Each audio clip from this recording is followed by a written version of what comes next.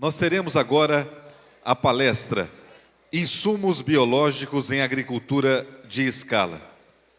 Dentro deste painel, Insumos Biológicos em Agricultura de Escala, nós teremos a palestra Fungos para Controle de Insetos.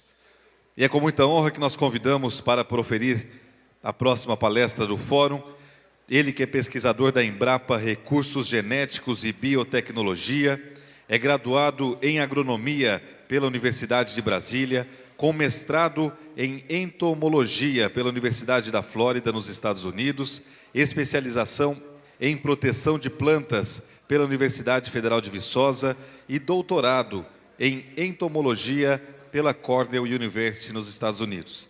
Desde 89, é pesquisador em controle biológico na Embrapa, onde atua no desenvolvimento de biopesticidas à base de fungos para o controle de insetos de importância agropecuária.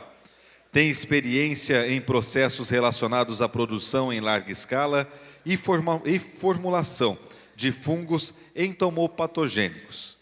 Muito bem, senhoras e senhores, além disso, tem a patente, é detentor da patente concedida pelo INPI sobre empacotamento de produtos à base de fungos para aumento da vida de prateleiras sob condições tropicais. É com muita honra, senhoras e senhores, que este segundo Fórum Brasileiro de Agricultura Sustentável apresenta, a partir de agora, o pesquisador da Embrapa Recursos Genéticos e Biotecnologia, Dr. Marcos Faria.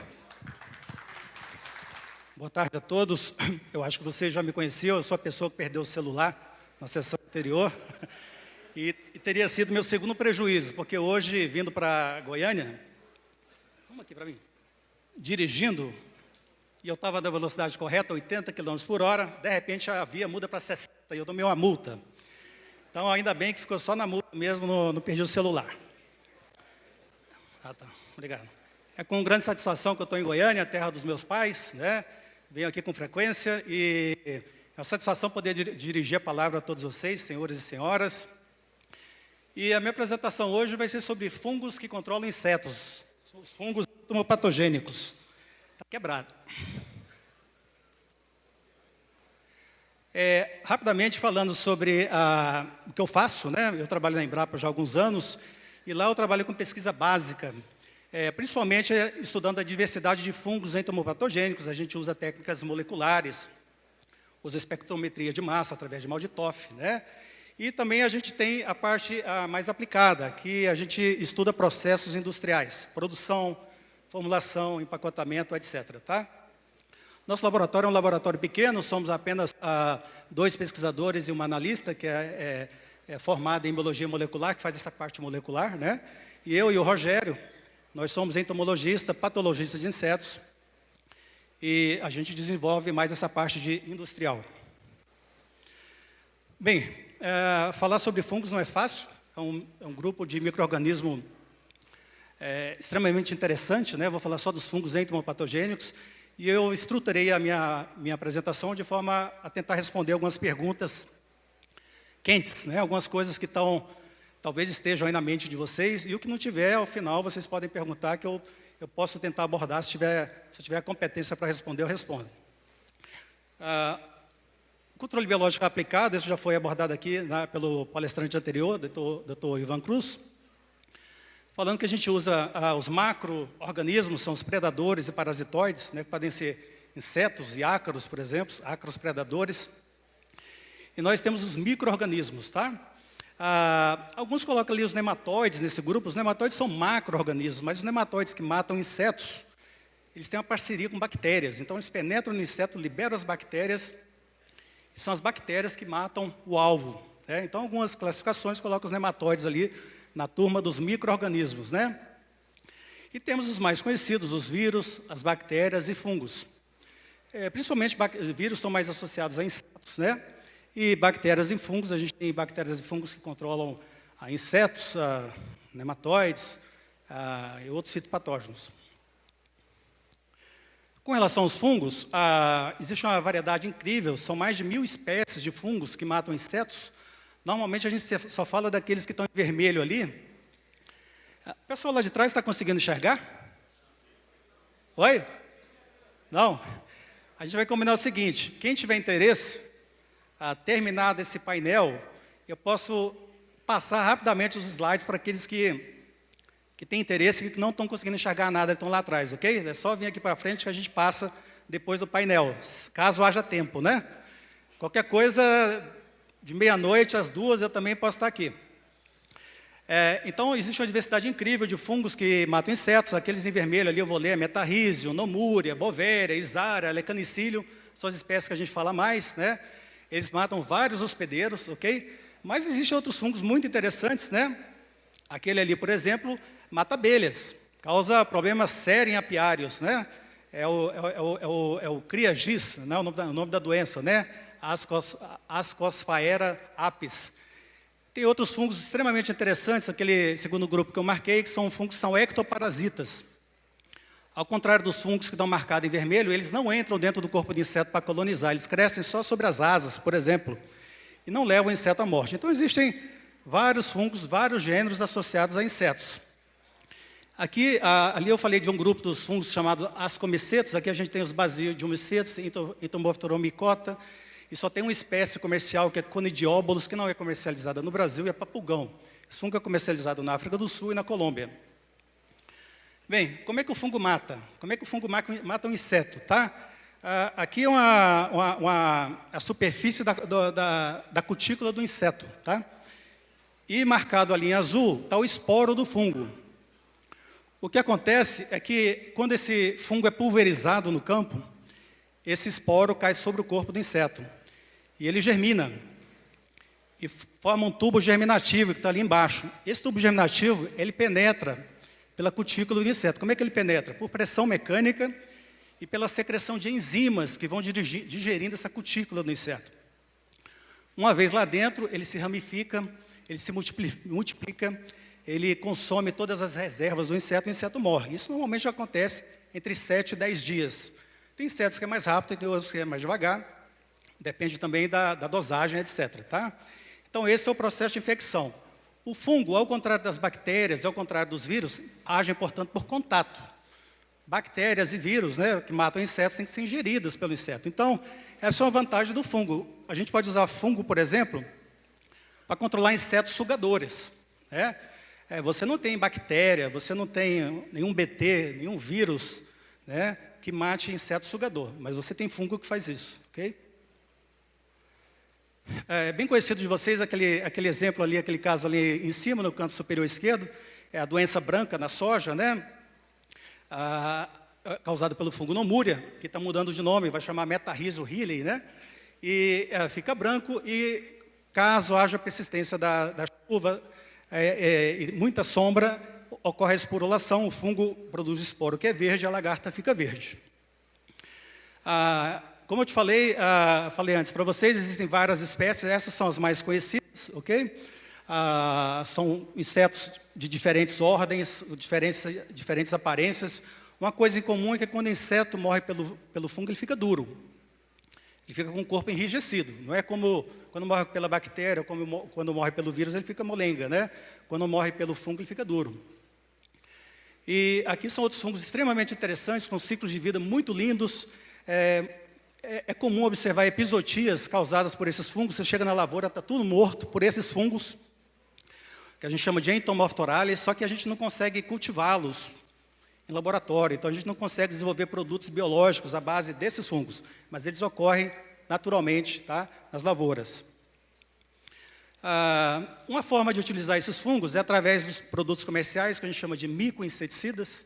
Os micoinseticidas são produtos que contêm estruturas vivas de fungos, né, e são usadas para controlar insetos, né, mas também ácaros e carrapatos. A gente chama tudo de micoinseticidas. Já existem várias pesquisas científicas, vários produtos, né?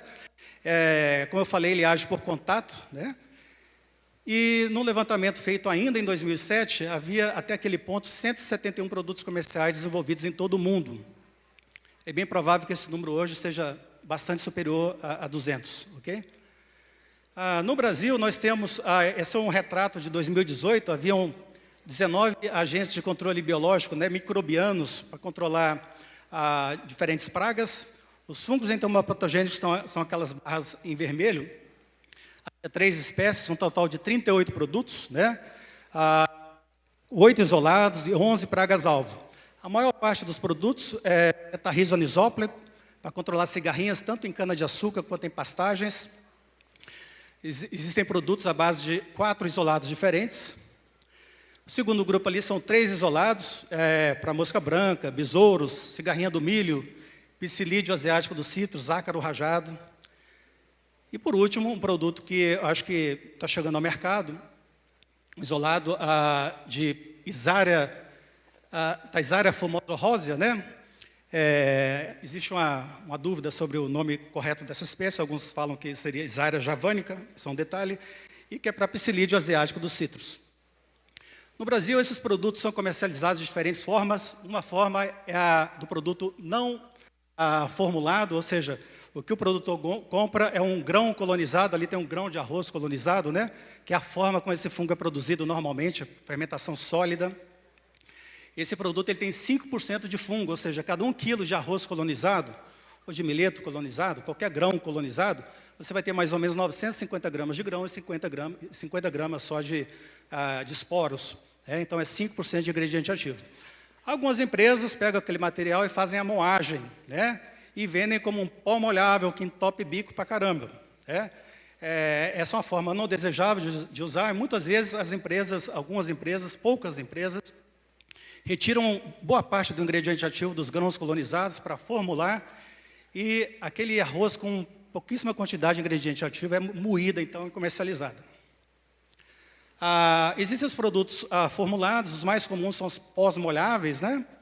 E também existe uma formulação chamada dispersão oleosa, que também é utilizada, onde basicamente o esporo do fungo é extraído daquele arroz e é misturado a um óleo emulsionável.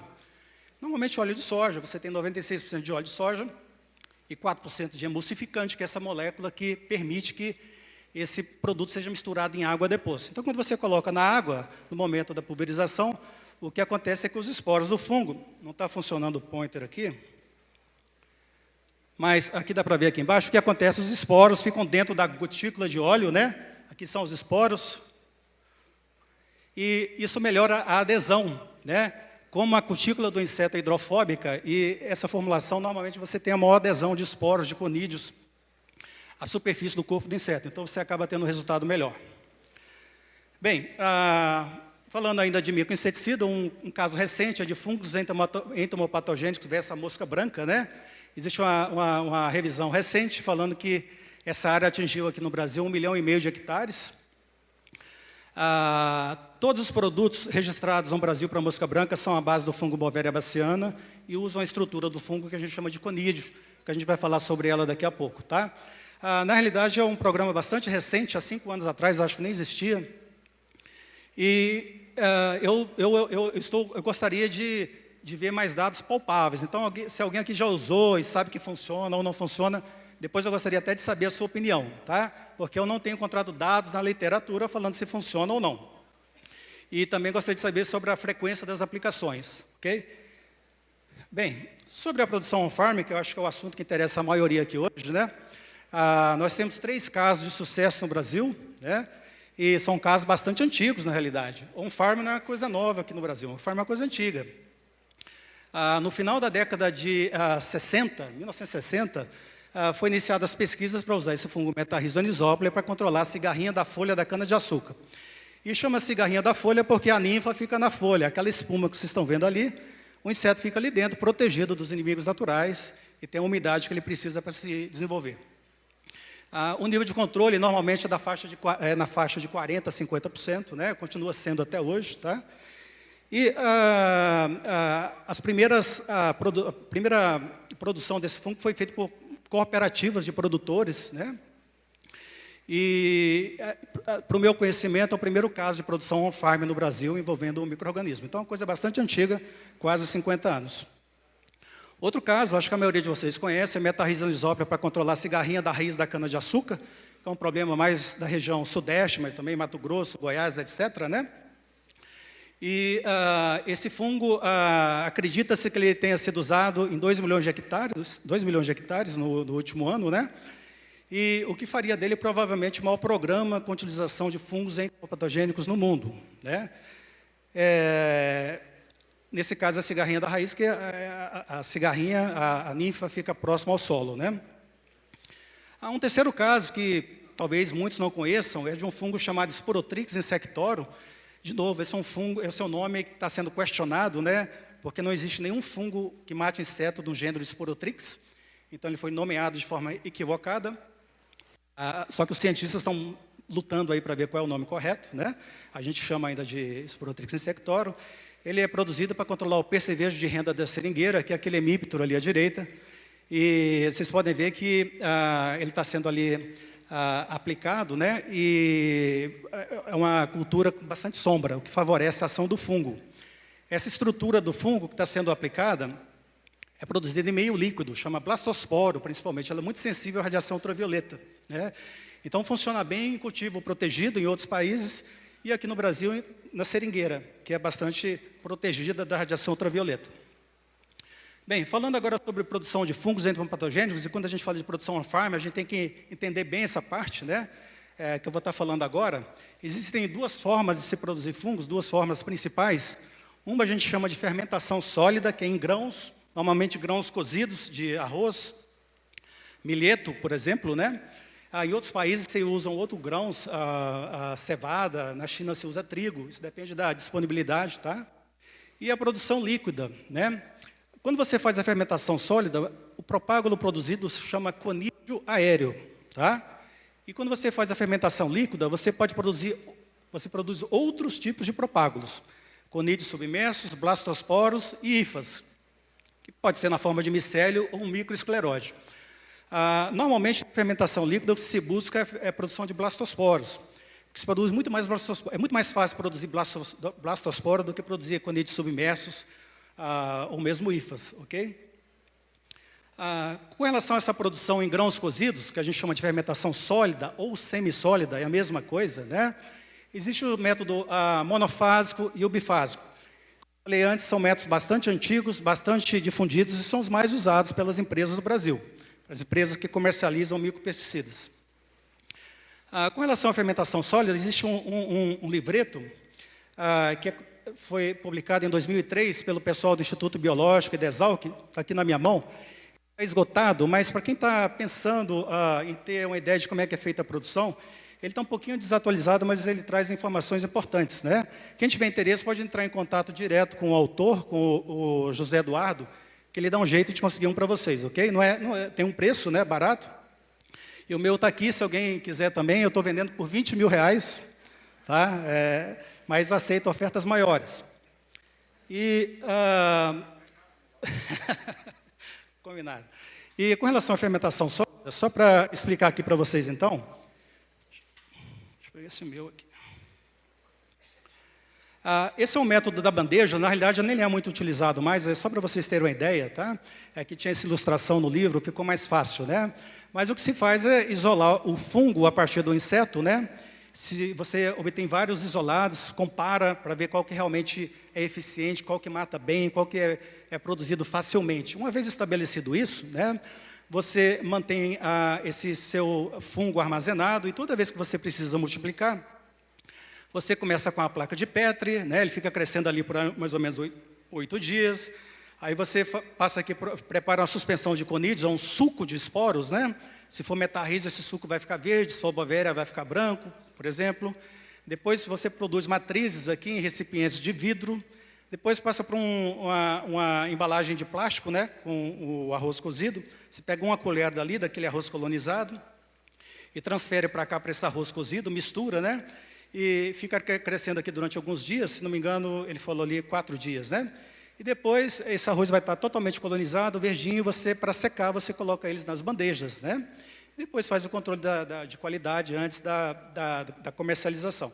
Então, é só para vocês terem uma ideia de como é que é feita essa produção, a fermentação sólida pelo método monofásico, ok? Uma foto tirada de uma biofábrica, muitos anos atrás, essas sacolas inoculadas com metarrizo são dispostas, então, em prateleiras, né? Fica aqui durante vários dias, a temperatura ali é mais ou menos controlada, ok? E então, depois de alguns dias, o arroz colonizado, o arroz cozido ali à esquerda, fica como aquele ali à direita, ok? Fica totalmente verde, né? Algumas biofábricas no Brasil, elas têm capacidade para processar até 20 toneladas de grão dia. O método bifásico é um pouquinho diferente, né? É um método está sendo bastante usado pelas biofábricas hoje, na realidade, tá? Ele ganha tempo, né? E você tem menos contaminação. Basicamente, o fungo é produzido inicialmente no meio líquido, né? Em garrafões de 10 a 15 litros, como vocês estão vendo ali, tá? E dali você inocula o arroz cozido, né? Então você corta várias etapas do outro processo, ok? E é um método bastante fácil, na realidade, de fazer. O controle de qualidade mínimo, quando você faz a fermentação sólida, primeiro você tem que ver se tem contaminação. Se dentro da sua sacola tem contaminação, você tem que descartar. Não dá para utilizar metade da sacola, um pedacinho, não, vamos forçar a barra aí que dá. Não dá, você tem que descartar, ok? Outra coisa que você tem que fazer depois é fazer a concentração de ingrediente ativo. Quantos conídeos eu produzi por quilo de arroz? Normalmente você espera uma produção entre 1 e 3 vezes 10 a 12 conídeos por quilo, né? E essa contagem é feita na câmara de Neubauer, que antigamente era utilizada em laboratórios de análise clínica, né, para ver quantas células sanguíneas você tinha. Hoje tudo é mecanizado, né? E depois você vai ver a qualidade do ingrediente ativo. Está vivo, está morto, né? Se está vivo, qual é a qualidade dele, né? Então, uma forma de ver isso é o que a gente chama de vigor, né? Basicamente, você pega o seu esporo, você desidrata ele, pode ser em sílica gel, ou pode ser ali como um produto que eu uso no laboratório chamado drierite, né, que é sulfato de cálcio, deixa ali durante 2 dias, uma quantidade pequena, depois você prepara a suspensão, né? Ali tem uma máquina para agitar a suspensão, mas pode ser no vortex mesmo, né? E depois você faz a incubação no meio de cultura BDA, batata, destrose e agar, todo mundo conhece, está na literatura. Incuba isso a 25 graus Celsius durante 16 horas. Aí você leva para o microscópio, você pega aquele pedaço do meio BDA, bota na lâmina e vai para o microscópio para fazer a contagem, né? Então você quer que esse vigor seja maior do que 80%. Se for maior do que 80%, você produziu um bom lote, tá? Então, o que você vai ver, como está ali embaixo, de cada 10 esporos, pelo menos 8 tem que estar germinados. Então, ele produz um tubo germinativo, tá? Então, é assim que é feita a quantificação, bastante simples também. Com relação à fermentação sólida, eu já falei antes, né? Ela é feita pelas usinas de cana-de-açúcar, mas é importante mencionar aqui que nem toda usina faz fabricação on-farm. Algumas, por razões diversas, né, preferem comprar isso de biofábricas, tá? Mas as que fazem a produção on-farm, normalmente eles usam técnicas adequadas de produção, né? Então não tem contaminação, é um bom rendimento, né? O pessoal é qualificado, são empresas rurais gigantescas, né? Tem pessoal muito bom, então eles contratam pessoal para trabalhar no laboratório, na produção, o pessoal conhece de microbiologia, conhecimento mínimo pelo menos. Eles usam isolados identificados e selecionados, né? Tem alguns institutos que vendem esses isolados, eles vão lá, compram, e quando compram isolado, compram um curso também, que o pessoal ensina eles a produzir isso no laboratório deles, né? É feito um controle de qualidade mínimo, tá? E o uso é imediato ou armazenado de forma adequada, né, até o momento da aplicação. Então, o pessoal produz, o arroz está colonizado, aplica, então coloca numa câmara fria durante alguns dias, até o momento da aplicação. Mas quando vai aplicar, faz um controle de qualidade, para ter certeza que o esporo está vivo, porque se o esporo estiver morto, não mata nada. Isso aqui é controle biológico, é o organismo vivo controlando o outro, ok? O pessoal das usinas também observa muito essa questão da aplicação no campo, os horários, né? Muitas usinas iniciam as aplicações no final da tarde e passam a noite aplicando fungo, ok? Isso é uma questão chave para fungo. O grande inimigo do fungo, alguns falam assim, é baixa umidade relativa. Não é. Baixa umidade relativa a gente conserta com formulação, tá? O grande problema do fungo chama radiação. Então, se você aplica o seu fungo no horário inadequado, você vai ter problemas, não vai funcionar. Com relação à fermentação líquida, né, eu já falei antes sobre as estruturas que são produzidas, também é um método antigo, é usado por algumas biofábricas em outros países para controlar, para produzir blastospora, para controlar mosca branca em casa de vegetação. E aqui no Brasil, o que a gente tem a produção de esporotrix, né? Já tem alguns anos aqui no Brasil, mas para outros fungos é coisa muito nova, tá? E é esse tipo de produção que tem chamado a atenção dos produtores rurais, de muitos produtores rurais, porque tem várias vantagens sobre a formulação sólida, né? Inclusive de menor demanda de mão de obra, tá? Você consegue lotes mais homogêneos, etc. Com relação à fermentação líquida, Como é que é feita a fermentação líquida do Sporotrix insectorum, né? De novo, após a seleção de isolados, né, você testar vários isolados quanto à produção e à virulência, você mantém um banco, né, uma coleção na sua fazenda ou na biofábrica, né? Isso aqui é o pessoal do Instituto Biológico, é como eles fazem até hoje, ok? De novo, passa pelas placas e depois coloca no meio de cultura, tá? Que não é mais uma suspensão como foi no caso anterior, é um meio de cultura, né? E depois faz o scale-up, faz uma produção em recipientes maiores, que são galões de 10 a 15 litros, né? E esse material fica aqui crescendo mais ou menos 7 dias, né? Esse é um fungo que cresce meio lentamente. Outros fungos, com 3 dias já está legal, mas o Sporotrix são 7 dias, né? E, no caso do Instituto Biológico, eles fazem, então, no final, uma homogeneização para padronizar o número de estruturas do fungo por litro, né? Antes de comercializar isso. Aí eles invasam, né? E comercializam, tá? Eles orientam os produtores a guardar isso na geladeira por até 3 meses. Tem que ser na geladeira. Você botar num depósito de agrotóxico sem refrigeração, isso aí morre rapidinho, tá? Se você for aplicar 3 meses depois, não funciona nada.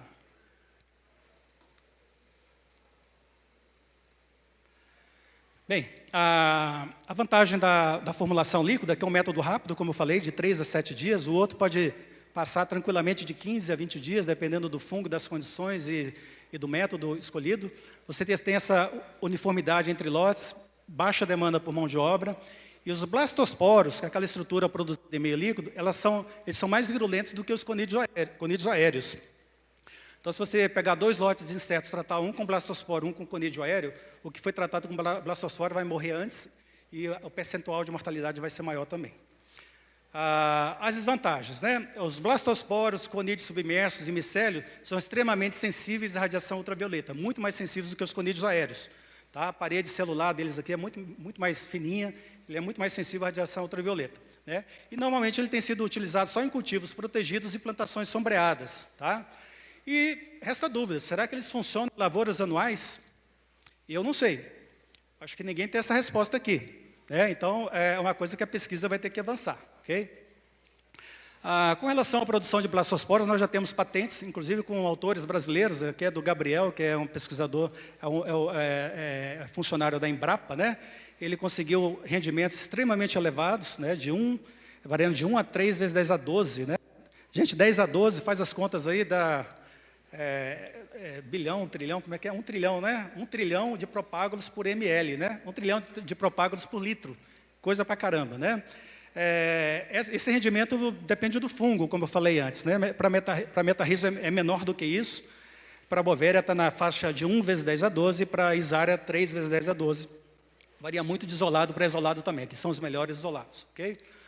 Quando você faz a fermentação líquida, qual o melhor jeito de fazer um controle de qualidade mínimo que seja? Bem, se tem contaminação, se o que está crescendo ali não é o que você inoculou, é contaminante, você joga fora, descarta, tá? E, não está contaminado. Então, é interessante você fazer a concentração de ingredientes ativos. É muito fácil, já expliquei, é só usar a câmara de Neubauer para ver quantos propágulos você está produzindo por litro, né? Até para você controlar o seu método de produção. Opa, está legal. Opa, está ruim, vamos ter que melhorar. Então, é importante fazer esse controle de qualidade. E depois avaliar a qualidade, que no caso é a germinação dos blastosporos, ok? Basicamente, você pega aquela suspensão de blastosporos, inocula no meio líquido, chamado batata destrose, também pode ser no meio sólido, BDA, e se for no meio líquido, você coloca na agitação de 300 RPM, 28 graus Celsius, depois de 6 horas você faz a germinação, né? Você faz a análise para ver como é que está a germinação dos blastosporos.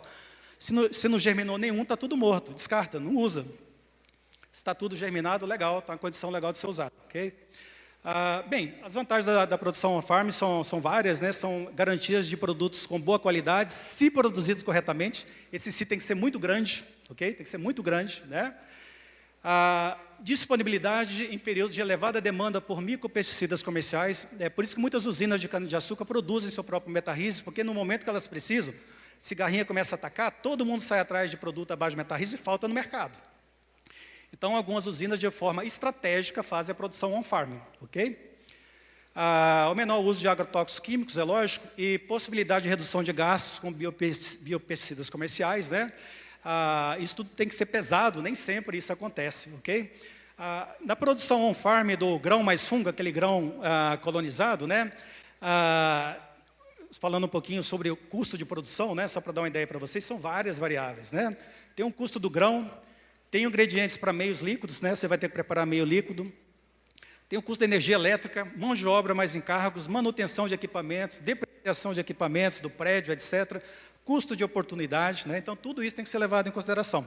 Eu não quero falar aqui que ninguém deve fazer, eu acho que deve fazer da forma certa, né? E mesmo assim a pesquisa ainda precisa esclarecer muita coisa, tá?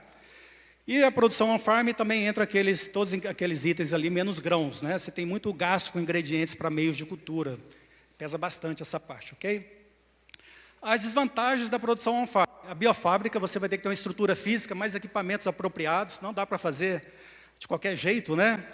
Você tem que ter bioreatores, de preferência, autoclave, microscópio para fazer as análises de controle de qualidade.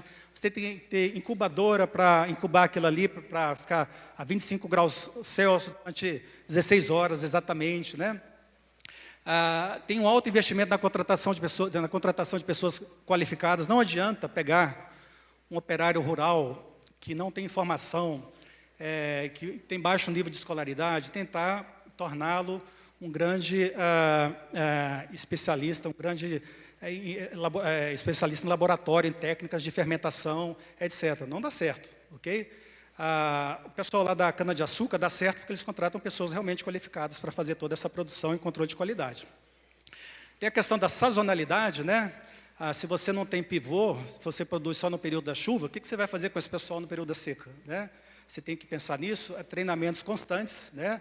Uso de EPIs, né? Quem fala que produto biológico é 100% seguro, isso não está correto, né? Eu vou mostrar para vocês, no caso de fungos, pelo menos, que é o que entendo, há riscos para a saúde, sim, ok? Outra desvantagem é que os produtos não são formulados, ou seja, você produziu, tem que usar rapidamente, o mais rápido possível, ok? Se você produziu em arroz, ou em grão, aí você produziu conídeos, ele dura até alguns meses, 1, 2, 3 meses, dependendo da qualidade do lote, né, se refrigerado, tá? Se for blastosporo, poucas semanas se refrigerado, ok? E muitos produtos não formulados são menos eficazes do que produtos formulados, né? Eu falei de alguns palmolhados, dispersão oleosa, né? Dependendo do inseto, o produto formulado funciona melhor. Bem, riscos à saúde humana. É bom frisar que os riscos são infinitamente menores do que aqueles causados por agrotóxicos de natureza química, né? Mas eles existem, tá? Tem um trabalho ali, por exemplo, falando no metarrísio, né? Que ele causa alergia, caso de alergia de curta duração. Eu já tive várias alergias, dá dor de cabeça e febre. Aí isso eu tive na hora que eu fui colher o fungo, sobe uma poeira de esporos, né? E eu respirei aquilo ali várias vezes na minha vida, né? E várias vezes tive febre e dor de cabeça, né? Só que aí 2 dias depois você está bem, não acontece nada, tá? Mas causa alergia. Para mim, tudo bem. Tem pessoas que são mais alérgicas, né? São mais sensíveis, ok? Existem Bovéria baciana, também causa casos de alergia e também causa casos de queratite, que é uma inflamação no globo ocular, ok? Então, a gente tem que estar... o uso dos EPIs é extremamente importante, né? E tem casos até de infecção profunda, né? Quem é imunodepressivo, imunodeficiente, pessoas aidéticas ou pessoas com câncer que passaram por tratamento, essas pessoas são sensíveis à infecção por esses fungos. Só que essas pessoas não vão estar lá na biofábrica, você não vai deixar essas pessoas entrarem na biofábrica para trabalhar com fungo, né? Mas é só para falar para vocês que eles podem causar infecções profundas também, ok? Já o último fungo ali é um fungo menos estudado, é a Isária, né? Aquele que controla o psilídeo, ele também controla a mosca branca, né? Até o momento não há indicação de que ele cause problemas à saúde, tá? Até o momento, mas pode ser que a partir do momento que ele passe a ser produzido em larga escala, várias biofábricas, e os produtores passem a respirar aquela nuvem de esporos, pode ser que tenha alguns casos de alergia, isso é possível, ok? Bem, gente, esse é o grande problema da produção on-farm, né? Que quando você usa técnicas inapropriadas, você pode produzir micro-organismos indesejáveis. Esse é o grande problema, essa é a grande crítica que existe, né? Uma coisa é você usar um reator ali à esquerda, cada reator produzindo um micro-organismo diferente, ok? Então, o fungo que você vai produzir ali é igual ao fungo inoculado, tá? E o resultado no campo, você vai ter o controle de pragas devido à ação do fungo inoculado, tá? E pode ter outros efeitos também, né? Muitas vezes o que a gente pode observar Quando você passa a usar mais esses fungos, né, você passa a ter mais equilíbrio biológico, você está substituindo químicos, né? Então você passa a ter mais predadores e parasitóides, foi falado aqui hoje, né? Você consegue ter um sistema mais saudável, né? E também promoção de crescimento, tem? Até esses fungos de insetos, né, já existem estudos mostrando que eles também podem agir como promotores de crescimento, ok? Outro caso é o caso da caixa d'água, né? Que é um sistema, muitas vezes você tem a mistura de micro-organismos, mesmo que não tenha mistura, né? É um sistema que não é isolado, então você acaba tendo micro-organismos produzidos que são diferentes do fungo inoculado, né? Então, já ouvi vários relatos de pessoas que fizeram essa produção e mandaram para análise, que foi analisar, não achou nada de fungo, só achou bactéria. A pessoa inoculou um fungo lá no começo, no final só terminou com bactéria. Por quê? Porque a bactéria se replica, se reproduz muito mais rapidamente do que os fungos, tá? E como esse sistema não é isolado, você certamente vai ter essa contaminação, né? Se houver resultado no campo, opa, mas eu apliquei, mas funcionou. Olha, então não foi por causa do controle biológico, pode ter sido por uma compostagem líquida, você fez lá um composto líquido, a planta está crescendo mais, tá? Mas não é controle biológico, né? E, infelizmente, esse é um sistema que traz risco aos funcionários rurais, aos consumidores e ao ambiente. Então, isso é uma coisa que a gente tem que levar muito a sério, ok? Bem, situações comuns na produção on-farm, o que me foi relatado, conversei com várias pessoas, tá? E isso é para quem produz fungo para lavouras anuais, quem está produzindo para a sua lavoura anual, né? O pessoal tem feito um dimensionamento errôneo, incorreto da estrutura física dos equipamentos, né? As técnicas apropriadas de cultivo não estão sendo obedecidas, né? Baixos rendimentos, o pessoal está fazendo cocultivos, no caso de fungo é um crime, tanques sem isolamento, né? Pessoal qualificado, realmente é carinha feia ali, porque não é pessoal qualificado que normalmente tem feito isso. Os isolados não são selecionados, muitas vezes nem se sabe a espécie do que está sendo utilizado. O controle de qualidade mínimo não vem sendo feito também, tá? E muitas vezes o pessoal produz e não usa de imediato, guarda isso como se fosse um químico, achando que vai funcionar lá na frente, não funciona, tá? E aplicação no campo, muitos erros com relação a horários e dosagens, está acontecendo muito, ok? Então, isso é uma situação comum, mas eu coloquei ali embaixo que há exceções, há pessoas que estão buscando fazer de forma correta, têm procurado informações, aconselhamento, pessoas até que leem artigos internacionais para ver como é que é feita essa produção, meio líquido, etc., né? Já fui consultada por alguns assim, ok? Bem, com relação às considerações finais, isso terminando a parte de fungos que matam insetos, depois eu vou falar rapidamente sobre outros fungos, coisa de 5 minutos, tá? Mas com relação aos fungos que matam insetos, a gente tem tradição sim na produção on-farm de fungos endopatogênicos, como eu falei, há quase 50 anos que a gente vem produzindo metarrísio para controlar a cana-de-açúcar, usando fermentação sólida, né, os grãos. Desde a década de 90, a gente produz esporotrix, através da fermentação líquida para a seringueira, né?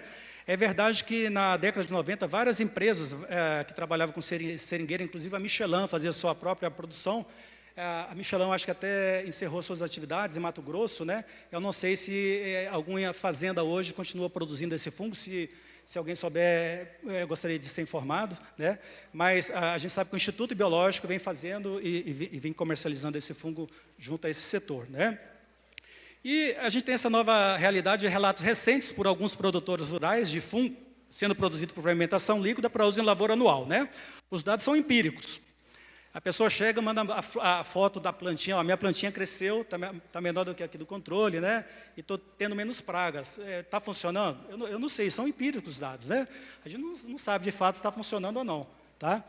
Isso tem que ser avaliado. Então, na minha visão, a necessidade urgente é o envolvimento dos órgãos de pesquisa nessa questão da produção on-farm. Isso é extremamente importante, né? Para validação, para mensurações, para que a gente tenha números, né? Para saber se está funcionando ou não, né? Validando, a gente teria que fazer uma seleção e disponibilização de micro-organismos, que a gente vê que o pessoal às vezes está usando coisas até de sua própria fazenda, coleta de uma amostra de solo lá, um tricoderma, né? Sem fazer as avaliações que deveriam ser feitas. Temos que avaliar, temos que evoluir muito nessa questão de meio de cultura, né? Se a gente vê que funciona de fato, a gente tem que produzir meios de cultura mais baratos e que levem a rendimentos bastante altos dessas estruturas fúngicas, né?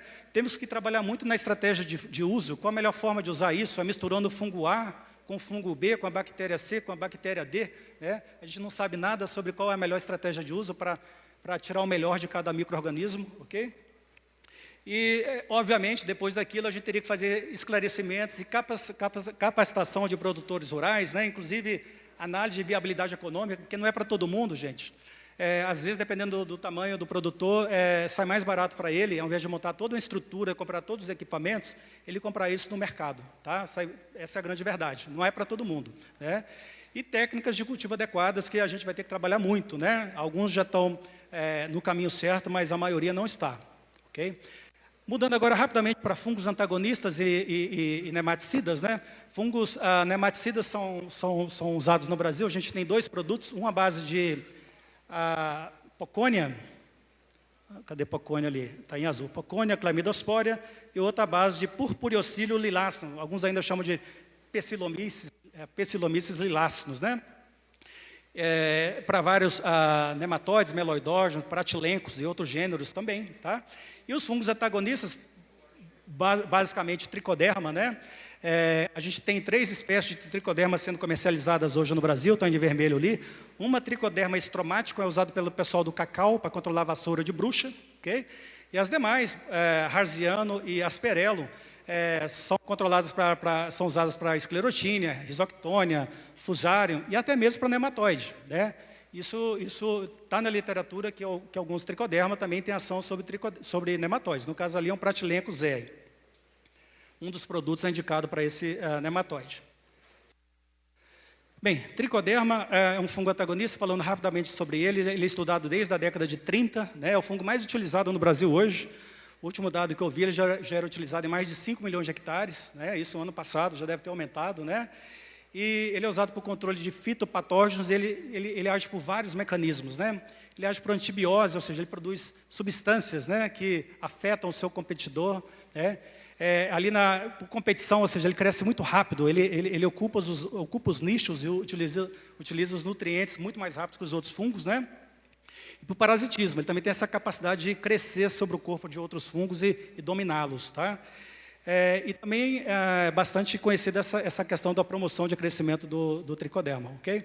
Eles produzem várias substâncias, as substâncias estão listadas ali do lado esquerdo, e no meio ali tem atividade, ou seja, ele produz substâncias que têm atividade antibiótica, antagonista, degrada enzimas dos patógenos, né?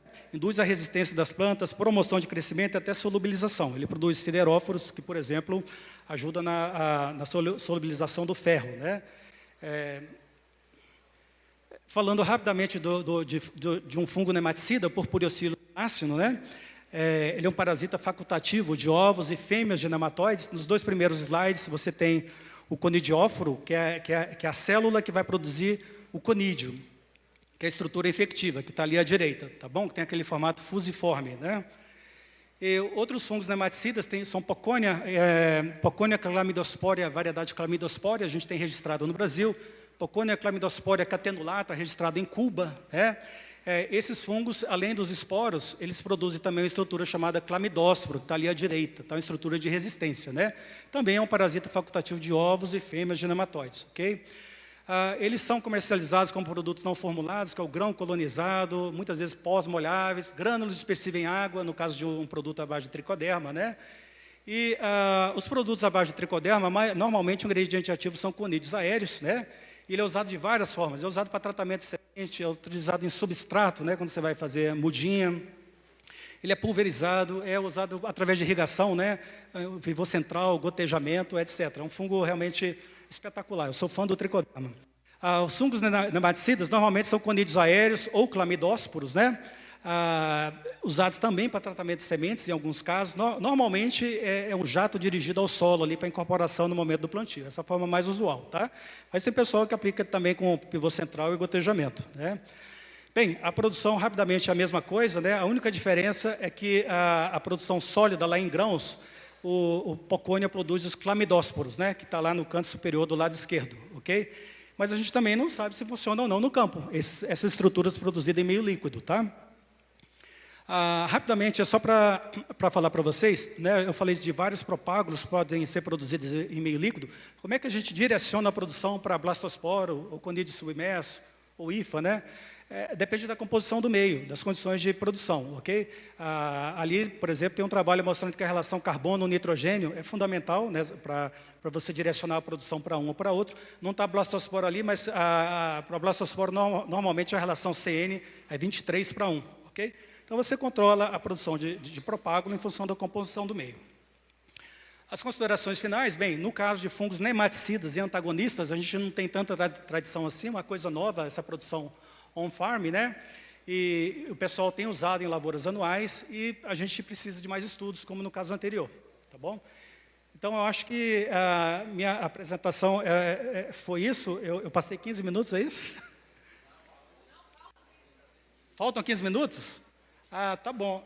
Mas eu acho que eu acabei, não tem mais nada para falar, não. Aí sobra mais tempo para as perguntas, tá? Obrigado.